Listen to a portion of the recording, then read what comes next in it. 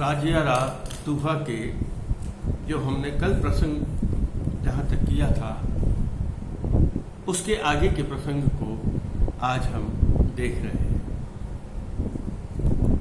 जैसे अपन ने पूर्व में चर्चा की और उसमें बताया कि जीवन के विविध पक्ष, नीति के विविध पक्ष, आदर्श जीवन के विविध पक्ष, उन समस्त पक्षों के संबंध में क्या करना उचित होता है और क्या करना अनुचित होता है, इन दोनों ही बातों का बहुत ही खुलकर वर्णन कवि कृपाराम खेड़िया ने अपने इस ग्रंथ में किया है।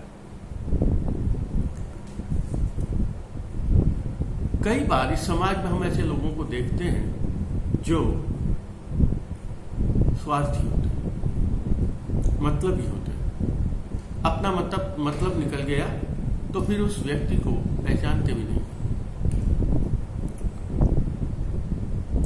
और आपके प्रति यदि किसी ने कोई एहसान किया है, आपके प्रति किसी ने हित का कार्य किया है और आप उसके ठीक विपरीत उस व्यक्ति के अनुकूल कार्य न करके उसके विपरीत कार्य कर देते हैं, तो अनुकूल कार्य करने वाले को, उसका ऋण चुकाने वाले को कृतज्ञ कहते हैं।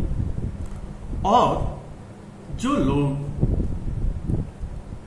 ऋण चुकाने की बजाय और ज्यादा नुकसान करने की बात करते हैं उसे कृतघ्न कहा गया है। कृतघ्न, जिसे हम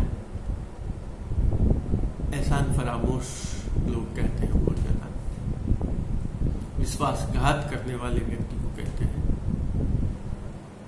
जहां जैसे हमारे लोक में जो कहावत है, जिस बर्तन में हम खा रहे हैं उसी में छेद कर रहे हैं, जिस पेड़ के नीचे बैठे हैं उसी को डाली को काट रहे हैं, उसी पेड़ को काट रहे हैं।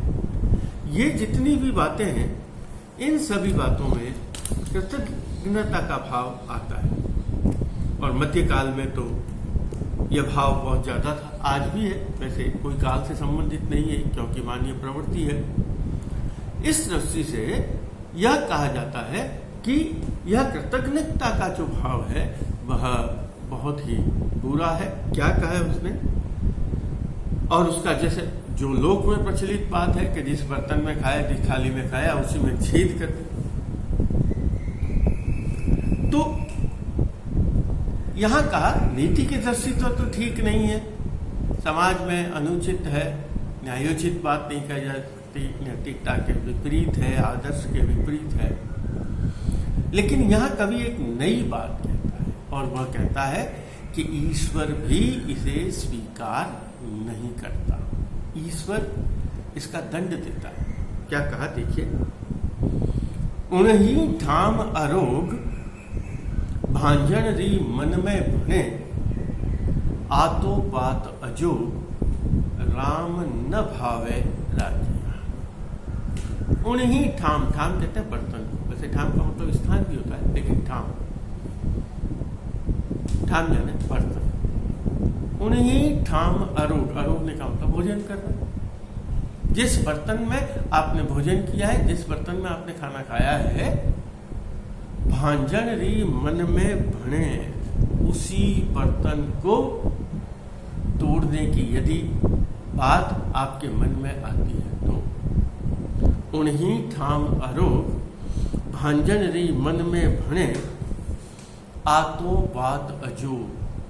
अजोग का मतलब अयोग्य, अनुचित, न्यायोचित नहीं है। यह बात ठीक नहीं है। आतो बात अयोग राम न भावे राजिया। जैसे मैंने आपको बताया, सामान्य जीवन में, शिष्टाचार में भी यदि आपके प्रति किसी ने ऋण किया है, आपको ऋण करने का मतलब ऋण देना ही नहीं, आपके प्रति कोई कार्य किया है तो हम उसके प्रति ऋणी हो जाते हैं। ऋणी का मतलब है उसके प्रति हमारा भाव हो जाता है, चलिए देखिए इसने हमारा काम किया, हमारे कार्य में आए, हमारा सब कुछ किया। लेकिन लोग अपना मतलब निकल जाने के बाद उधर देखना ही पसंद नहीं करते। और देखना तो पसंद नहीं, कोई बात नहीं, नहीं देखा, लेकिन उसके विपरीत कार्य करते, तो उससे उल्टा उसको हानि पहुंचाने का कार्य करते हैं। तो यही कहा, जिस बर्तन में हमने खाया उसी को हमने तोड़ने का विचार किया। जिस बर्तन ने हमारे पेट की पूर्ति की, जिसने हमारी आवश्यकता की पूर्ति की, उसी आवश्यकता की पूर्ति करने वाले को हम समाप्त कर देना चाहते हैं। जो हमारे समय पर काम आया उसे हम मिटा देना चाहते हैं। ऐसी बात के लिए कहा, उन्हीं ठाम अरो भांजन री मन में भणे, आतो बात अजो राम न भावे राजिया। अर्थात हे राजिया, ईश्वर इस कृत्य को स्वीकार नहीं करते। भगवान को यह बात अच्छी नहीं लगती कि आपके प्रति यदि किसी ने कोई कार्य किया है, आपके प्रति यदि किसी ने कोई सेवा की है, आपके प्रति किसी ने अच्छा कार्य किया है, तो आपका यह दायित्व है कि आप उसके प्रति उत्तरदायी वापस बने, उसका उचित करें। ऐसा न हो कि हम उसके विपरीत ही कार्य करें। उसके जिसने आपके हित की बात सोची, हम उसके अहित की बात सोचें। ऐसा कभी नहीं होना चाहिए। और यदि कोई ऐसा कार्य करता है तो ईश्वर इस बात को स्वीकार नहीं करता। यद्यपि ये बात नहीं लिखी गई है, लेकिन आगे जाकर इस बात को वो कहता है, ईश्वर इस बात को स्वीकार न करके ऐसा करने वाले को दंड देता है। इसलिए कवि ने इस बात के लिए कहा है, जो ऐसा करता है वह व्यक्ति दंड का भागी है, आदर्श जीवन का वह व्यक्ति नहीं है, उसका जीवन आदर्श युक्त नहीं है। इसलिए हमें यह नैतिकता की सीख मिलती है। जैसे मैंने आपको कहा, हर में नैतिकता की बात है, आदर्श की बात है। और वो आदर्श की बात यह है कि जो हमारे प्रति कोई कार्य करता है, हमें उसके प्रति ऋणी रहना चाहिए, हमें उसके प्रति समर्पित रहना चाहिए, ताकि जो कार्य किया है उसका हम ऋण चुका सकें। अगर ऐसा नहीं करते हैं तो यह बात ईश्वर कभी भी स्वीकार नहीं करता। यह संसार जो चलता है, आगे देख रहे हैं, यह संसार जो चल रहा है, विज्ञान वाले तो मानते हैं एक वैज्ञानिक चक्र के अनुसार चल रहा है, गति के अनुसार चल रहा है, पृथ्वी की गति है, सभी में एक विकास का सिद्धांत है, इसलिए सब में चल रहा है। लेकिन कुछ जो आस्थावादी लोग हैं, जो आस्तिक लोग हैं, उनका यह मानना है, कुछ लोग इसको स्वीकार भी करते हैं, एक शक्ति है जो इस सृष्टि को चला रही है। चाहे वो सृष्टि हमें शक्ति कोई माने, ईश्वर माने, परमात्मा माने, अल्लाह माने, जो कोई भी माने उसको, लेकिन एक इस सृष्टि का संचालन करने वाला एक परमपिता परमेश्वर है। और यह भी हमारे लोक में धारणा है, इस भगवान की इच्छा के बिना एक पत्ता भी नहीं हिलता, यानी उसके इच्छा के अनुसार कुछ भी नहीं हो सकता। और लेकिन यह मनुष्य जो है ना, वो मनुष्य ये सोचता है कि मैं सब कुछ सर्वशक्तिमान हूं, मैं सर्वशक्तिशाली हूं, मैं जो करूंगा वही सब कुछ होगा। लेकिन कवि का यह मानना है, आप चाहे कुछ करें या न करें, इस संसार में जो कुछ भी होने वाला है वह ईश्वर के अनुग्रह से, ईश्वर की इच्छा से ही होता है। या कहते हैं जो भगवान करेगा वो होगा। यहाँ राम का नाम लिया है, यह राम दशरथ पुत्र राम नहीं है, यहाँ वह उस सर्वशक्तिमान परम पिता परमेश्वर, जिसे हम चाहे जिस रूप में माने, सर्वशक्तिमान जो ईश्वर है, वह उसे ईश्वर का नाम दिया, वह है राम। तो क्या कहा है देखिए, उद्यम करो अनेक अथवा अनउद्यम करो, होसी निश्चय एक, राम करे सो राजिया। होसी निश्चय, जो होना है वह होकर रहेगा। होसी निश्चय, निश्चित रूप से जो हमारे भाग्य में होना है वह होकर रहेगा। इस सृष्टि में यह कहा जाता है, हमारे भाग्य में जो लिख दिया है, ऐसा माना जाता है जो सरस्वती ने हमारे भाग्य में लिखा है, सृष्टि के भाग्य में लिखा है, वह होकर रहेगा। कहते हैं छठी जब बच्चा 6 दिन का होता है तब एक देवी आती है और देवी उसके भाग्य को लिख देती है, और उसके भाग्य में लिखा हुआ जो शब्द है, जो अंक है, वो कभी भी परिवर्तित नहीं होते।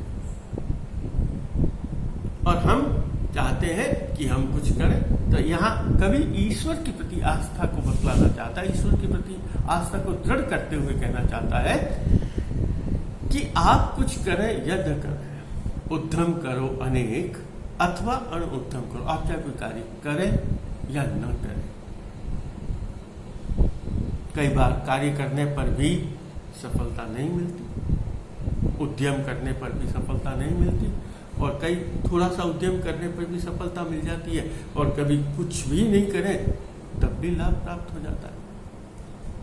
तो ये जो कारण है, ये कारण का बताया, इसका कोई वैज्ञानिक कारण नहीं है, वैज्ञानिक कारण का परिणाम नहीं है। यह कवि यहाँ कहता है यह ईश्वर का अनुग्रह है, ईश्वर की इच्छा है, ईश्वर की कृपा है।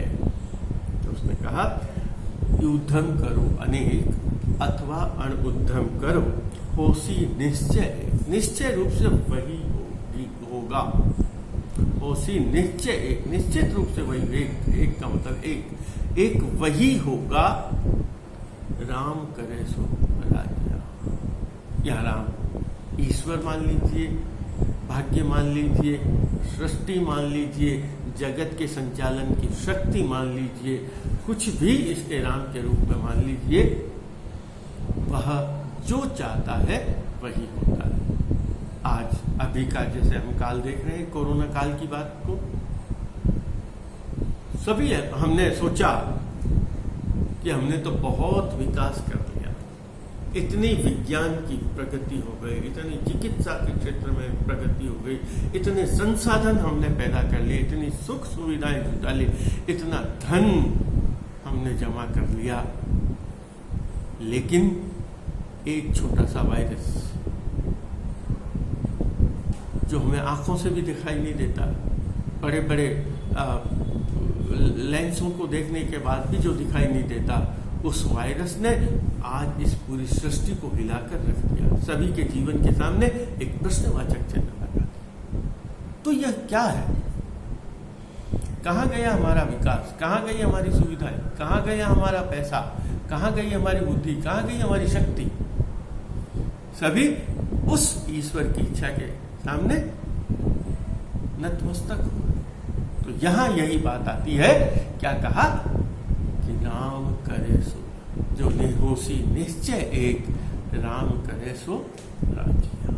हम चाहे कितना भी जीवन में विकास कर लें, लेकिन ईश्वर की जो इच्छा होती है वही होता है। तो यहाँ कहा जो ईश्वर की इच्छा ही सर्वोपरि है। यहाँ कवि अपनी आस्थावादी आस्तिकता की बात को उजागर करता है, और ये कहा कि हमें बहुत ज़्यादा अपनी शक्ति से अधिक कार्य नहीं करना चाहिए, स्वार्थपरता नहीं चाहिए, दिखावा नहीं करना चाहिए, एक दूसरे पर इच्छाओं को दबाना नहीं चाहिए। हमें एक सीमा में रहकर कार्य करना चाहिए, क्योंकि जो होगा वो ईश्वर की इच्छा के अनुरूप ही होगा। मनुष्य की शक्ति, मनुष्य चाहे अपने आप को बहुत महान मान ले, लेकिन इस संसार में उससे भी महान जो इस पूरी सृष्टि का संचालन करने वाला है वह परमपिता परमेश्वर है, और सभी कुछ उसी की इच्छा के अनुरूप हो रहा है। अब देखिए, मैंने आपको कहा विषय बहुत सारे, लेकिन उन विषयों को एक क्रम में नहीं रखा, उनको अलग अलग। वैसे जब यहाँ इन दोहों का संपादन किया गया है, तब भी संपादन में भी क्योंकि अकारादिक्रम लिया, इसलिए हो सकता है कोई किसी विषय का एक और है ही, कोई किसी विषय का दोहा आ गया, कोई किसी विषय का विषय दोहा आ गया। तो जो अगला दोहा है ये बहुत ही प्रसिद्ध दोहा रहा है, और इससे जुड़े हुए और भी कई कवियों ने इस तरह की बात कही है, और यह कही है हमें जीवन में व्यवहार करते हुए, वाणी का व्यवहार करते हुए जीवन में, वाणी में मधुरता लेकर आनी चाहिए, सौम्यता लेनी चाहिए, एक धीमापन लेकर आनी चाहिए, एक मधुरता को लेकर आना चाहिए, एक सुहावनेपन को लेकर आना चाहिए। और वही सुहावनापन, वही मधुरता, वही अच्छा लगा, वही निम्रता, वही व्यक्ति का वह व्यवहार है। चाहे व्यक्ति के हम उसके रूप को, उसके सौंदर्य को, उसके बाह्य गुण को नहीं जानते, उसका व्यवहार क्या है, वह व्यवहार ही है जो मनुष्य को महानता की ओर ले जाता है। क्या कहा उसने? जैसे उसने उदाहरण रखा, और यहाँ दोहे में कहा मृदुल व्यवहार करें, मधुर व्यवहार लेना चाहिए, कड़वा नहीं बोलना चाहिए, खारा नहीं बोलना। खारे का मतलब यहाँ कोई स्वाद से अभिप्राय नहीं है, ऐसी वाणी नहीं बोलनी चाहिए जो दूसरे के मन को ठेस पहुंचाए, दूसरे मन को कलुषित कर, दूसरे के मन को दुखी कर। क्या कहा? अब देखिए उसने क्या कहा। दो पक्षियों का उदाहरण दिया, और दो पक्षी कौन से? एक तरफ कौवा खड़ा कर दिया, खड़ा नहीं किया, आपके सामने प्रस्तुत किया। एक तरफ कौवा है, एक तरफ कोयल है, एक तरफ कोयल, एक तरफ कौवा, दोनों ही पक्षी है, और दोनों का ही रंग काला है। लेकिन जब कोयल आती है तो हमारा मन कोयल की आवाज को सुनकर आनंदित हो जाता है, हर्षित हो जाता है, और वहीं कौवे की आवाज को सुनकर हमारा मन दुखी हो जाता है। कोयल की आवाज को सुनकर हमारा मन जो है वह आनंद की अनुभूति नहीं करता। अब उसने कहा कि कोयल हमें कुछ देती नहीं। वैसे अन्य कवि ने कहा, या इस बात को मैं समझा रहा हूं कि कोयल हमें कुछ देती नहीं और कौवा हमसे कुछ लेता नहीं, लेकिन उनकी वाणी जो है, इनकी वाणी जो है, वही वाणी हमें आनंद देती, और यही कारण है कि कोयल हमें अच्छी लगती है और कौवा हमें अच्छा नहीं लगता।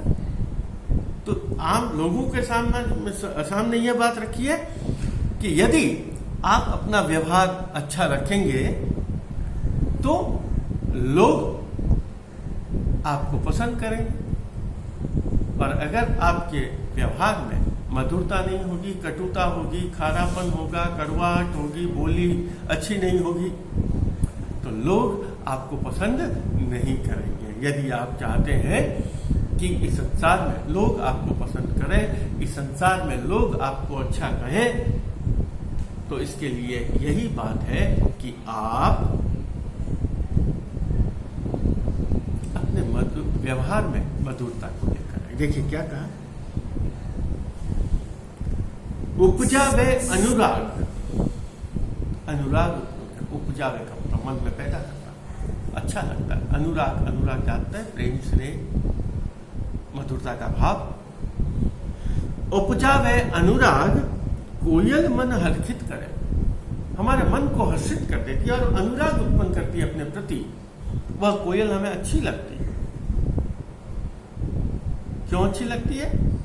आगे उससे बात बताइए कि कोयल के शब्दों को सुनकर हमारे मन में अनुराग आता है, प्रेम आता है, स्नेह आता है, आनंद की अनुभूति होती है, और हमारा मन चाहे कितना भी दुखी है, जब कोयल की मीठी वाणी को को सुनते हैं तो हमारा मन प्रसन्न हो जाता है। कोयल मन हर्षित करे, कड़वो लागे काग। लेकिन इसके ठीक विपरीत, मैंने आपको जैसे कहा, कोयल भी काली, कौवा भी काला, लेकिन कौवे की स्वर, कौवे की आवाज में मधुरता नहीं, और मधुरता न होने के लिए वह कौवा हमें कड़वा लगता है। कड़वा का मतलब उसका स्वाद, यानी उसके जो स्वर है, उसकी जो बोली है, वो बोली हमें कड़वाहट, हमारे मन में कड़वाहट पैदा करती है, हमें अच्छा नहीं लगता। कड़वो लागे काग, रसना रात में, रसना कहा है जीभ, जिह्वा को हम जो उच्चारण करते हैं वो जीभ से उच्चारण होता है। तो यहाँ उसने कहा यह रसना का गुण है, ये जीभ का गुण है कि उसके कारण ही जीभ के, यहाँ जीभ का स्वाद से अभिप्राय नहीं है, यहाँ बोली का है कि जो व्यक्ति जितना मीठा बोलता है लोग उसे उतना ही अधिक पसंद करते हैं। यदि आप चाहते हैं कि समाज के लोग आपको पसंद करें, आप उन्हें अच्छे लगे, आपकी तारीफ करें, आपकी प्रशंसा करें, तो बाह्य रूप सौंदर्य ये ज़्यादा महत्व नहीं रखता। आपका गुण, आकार, सौंदर्य ये कोई महत्व नहीं रखता इस समाज में। या बोलने से अभिप्राय व्यवहार से, बोली का मधुरता, यदि आप इस बोली में, यदि आप उसमें मधुरता रखेंगे तो आपको बहुत ही आनंद की अनुभूति होगी, आपका भी मन खुश रहेगा और आपो मन शीतल करे और शीतल हो। रहीमन, रहीमदास जी का आपने सुना, रहीमन वाणी ऐसी बोलिए मन का आपा खोए, ऐसी वाणी बोलिए मन का आपा खोए, औरन को शीतल करे आप को शीतल, आप औरों को भी शीतल करेगा और अपना मन भी शीतल हो जाएगा। आप ये सोचते हैं कि जो कठोरता, जिनके जीवन में कठोरता होती है, जिनके व्यवहार में कठोरता होती है, जिनके बोली में कठोरता होती है, वो उनके जीवन में शांति नहीं होती। उनके जीवन में वह एक विद्रोह का भाव होता है, एक परिस्थितियों के लिए उनके मन में एक दुराव का भाव होता है, और वही जिसको आप और हम समझ लेते हैं अंग्रेजी शब्द फ्रस्ट्रेशन, और वह फ्रस्ट्रेशन ही उनके व्यवहार में सामने आ जाता है। और वो फ्रस्ट्रेशन जो है, उनका जो मानसिक दबाव है, वह दबाव उनके व्यवहार में आता है, और वह दबाव ही उनको वह व्यवहार करने के लिए प्रेरित करता है जो न खुद आनंदित होते हैं न दूसरों को आनंदित होने देते हैं। इसलिए उसे कहा गया है हमें ऐसा व्यवहार करना चाहिए हम खुद भी आनंदित हो जाएं और दूसरों को भी आनंद प्राप्त हो। वापस एक बार उपजावे अनुराग, उपजता है मन में विकास विकसित होता है। कोयल मन हर्षित करे, कोयल का स्वर, कोयल के शब्द, कोयल के भाव हमारे मन को हर्षित करते हैं, आनंदित करते हैं, प्रसन्न करते हैं। बहुत अच्छा लगता है कोयल के शब्दों को सुनकर, और हमें उस कोयल के प्रति स्नेह होने लग जाता है। लेकिन इसके ठीक विपरीत कौवा जो है वो हमें अच्छा नहीं लगता। क्यों अच्छा नहीं लगता? क्योंकि उसका स्वर कठोरता लिए होता है, कर्कशता लिए हुआ होता है, मधुरता को लिए हुआ नहीं होता। इसलिए यदि हम भी अपने व्यवहार में कर्कशता, कठोरता और मृदुता नहीं रखेंगे, कठोरता रखेंगे, कर्कशता रखेंगे और मधुरता नहीं रखेंगे, तो लोग हमें स्वीकार नहीं करेंगे या लोग हमें पसंद नहीं करेंगे। इसलिए सौम्यता, मधुरता हमें अपने व्यवहार में रखनी चाहिए।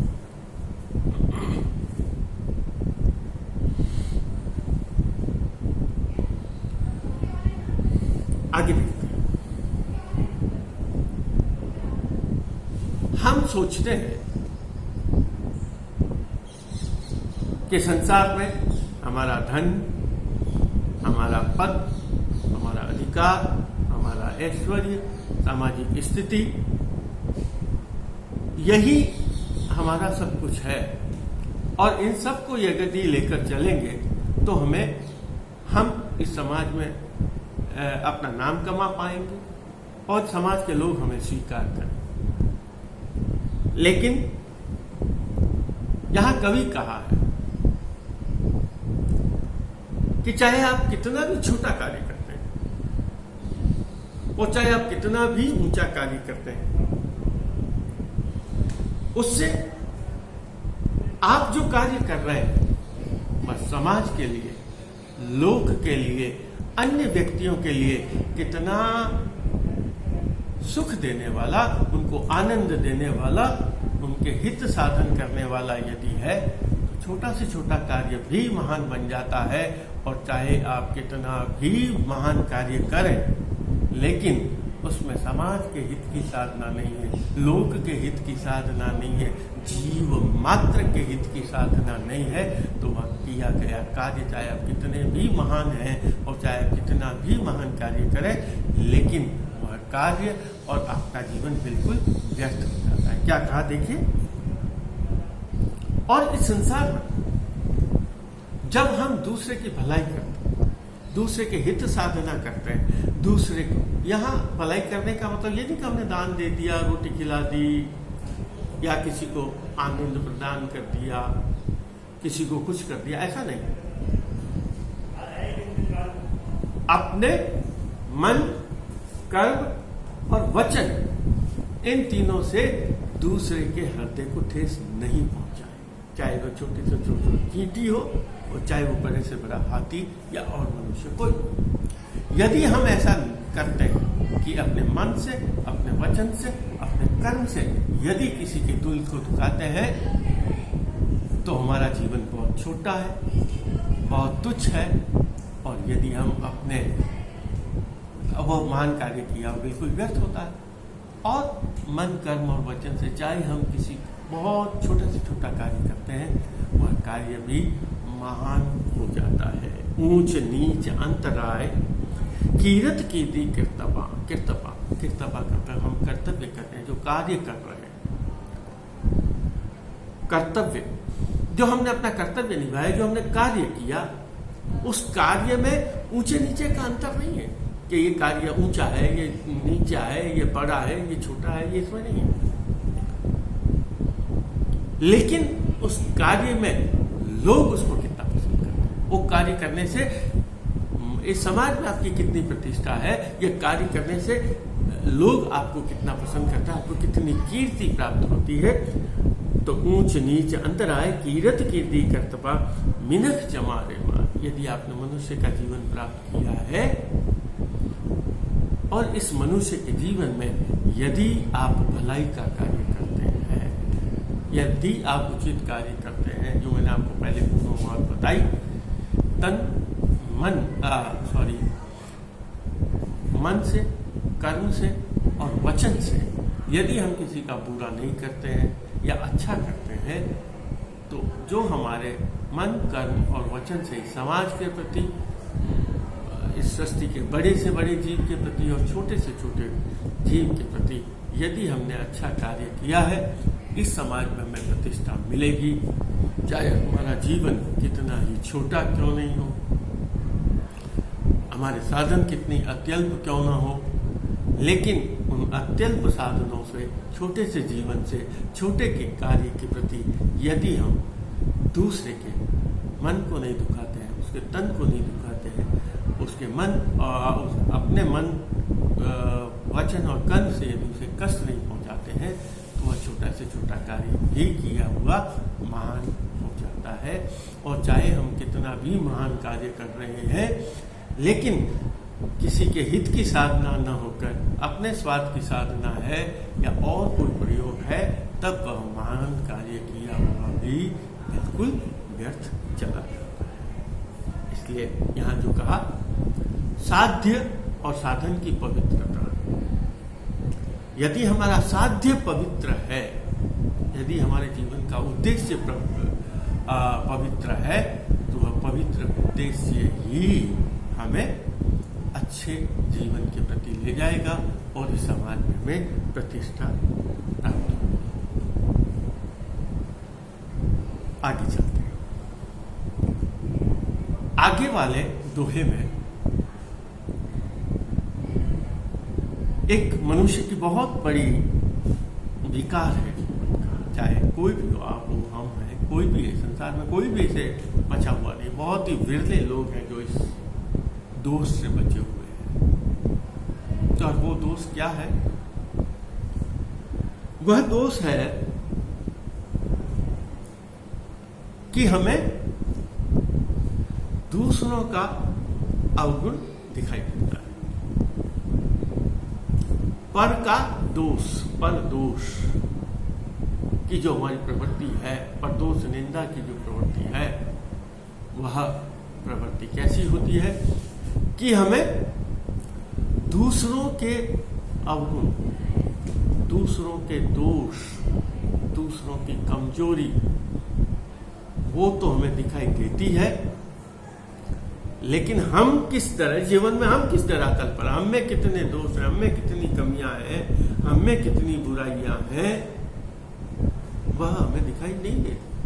आप देखेंगे कि जैसे हमें अपना चेहरा दिखाई नहीं देता ना, हमें दूसरे का चेहरा दिखाई दे, तुम्हारे चेहरे पे क्या लगा हुआ है, अरे भाई अपना चेहरा तो देखो पहले, आपके चेहरे पे क्या लगा हुआ है। लेकिन हम इस बात को नहीं सोचते, क्योंकि हमें जिस प्रकार अपना चेहरा दिखाई नहीं देता है, ठीक उसी प्रकार हमें अपने अवगुण, अपने दोष भी दिखाई नहीं देते। तो यहां बहुत ही सामान्य में, लौकिक में, लोक कहावत में कहा गया है, डूंगर बढ़ती दिखे पगा बढ़ती को नहीं दिखे। यानी वह आग जो पर्वत पर दिखाई देती है जलती हुई, वह आग तो हमें दिखाई देती है, लेकिन अपने पांव में जो कोई आग है वह आग हमें दिखाई नहीं देती। यह परनिंदा है। परदोष प्रवृत्ति जो है हमारी वह है कि ऊंचे गिरवर आग जलती सो देखे जगत। ऊंचे गिरिवर पर, ऊंचे पहाड़ों पर ऊंचे गिरवर आग, जो ऊंचे पहाड़ों पर आग जलती हुई होती है वो हमें दिखाई देती है। जलती सो देखे जगत, पण जलती निज पाए रति न सूझे राजिया। लेकिन वो हमें अपने पांव के नीचे जो आग जलती है वह आग हमें जलती हुई दिखाई नहीं देती। आप और हम सब इस बात को बहुत अच्छी तरह से समझते हैं कि हम परनिंदा को लेकर चलते हैं। परनिंदा का अभिप्राय यह है कि हम दूसरों की निंदा करते हैं, हमें दूसरों के अवगुण दिखाई देते हैं, दूसरों के दोष दिखाई देते हैं, दूसरों में क्या बुराई है यह हमें दिखाई नहीं देती है। जैसे कबीर ने कहा था कि बुरा जो देखन मैं चला बुरा न मिलिया कोई, जो दिल खोजूं आपना उससे बुरा न कोई। मेरे से तो बुरा कोई संसार में नहीं, लेकिन हम अपने मन को देखते ही नहीं है। हमें तो, मैंने आपको जैसे कहा प्रारंभ में, हमें अपना चेहरा दिखाई नहीं देता है, ठीक उसी तरह हमें अपने दोष नहीं दिखाई देते, अपने अवगुण दिखाई नहीं देते, अपनी कमियां नहीं दिखाई देती है, और हमें दूसरे में क्या कमी है, दूसरे में क्या दोष है, ये सब कुछ हमें दिखाई देता है। इसलिए यही कहा, पहाड़ पर जलती हुई आग तो सबको दिखाई देती है, लेकिन जिसके पांव में आग जली हुई होती है उसको पांव में जलती हुई आग दिखाई नहीं देती। अब यहां कवि ने कुछ नहीं कहा, कवि ने केवल एक प्रवृत्ति की ओर संकेत किया कि हमें क्या होता है कि हमें दूसरों का दुख दिखाई देता है, दूसरों के दोष दिखाई देते हैं, दूसरों की कमियां दिखाई देती है, और हमें अपनी कमियां दिखाई नहीं देती। केवल इस बात को संकेत किया इसने। लेकिन शिक्षा क्या दे रहा है, मैंने आपको जो कहा, इस बात का निदर्शन किया कि दूसरों के दोष दिखाई देते हैं। कहना क्या चाहता है, हमें दूसरों के दोषों को नहीं देखना चाहिए, बल्कि अपने दोषों को देखकर, अपनी कमियों को देखकर, अपने अवगुणों को देखकर उनको दूर करने का प्रयास करना चाहिए। आज हमारा पाठ इतना ही, आगे के